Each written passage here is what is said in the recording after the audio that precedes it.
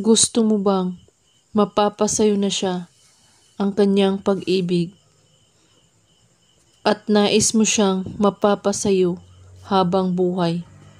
Gawin mo lang ito ngayong gabi at luluhod siya sa'yo ng magmamakaawa at hahabulin kanya lalo. Una, ang kailangan mo lang ng dahon ng laurel.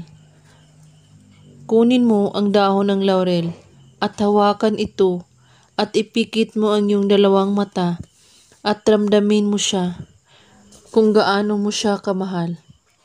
At ngayon, isulat mo sa dahon ng laurel ang pangalan niya at sa likod ng dahon ng laurel ang inyong pangalan.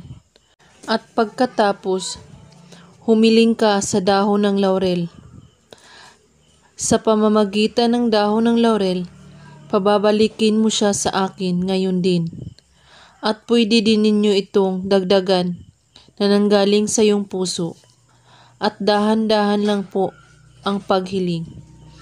At saka mo laging dalhin ang dahon ng laurel na ito. At kapag nakita mo na siya o tumatawag na siya sa iyo, saka mo ito sunugin. At bago ito sunugin, humiling ka ulit at saka mo sunugin ang dahon ng laurel. At ang abo nito ay isaboy mo sa hangin. Gawin ito ngayong gabi, kahit anong oras at araw, basta't buo ang inyong paniniwala sa paggawa at walang ibang iniisip at pagdududa. At kung may katanungan po kayo ay magko-comment lang po sa baba. Maraming salamat sa panunood. May God bless us all.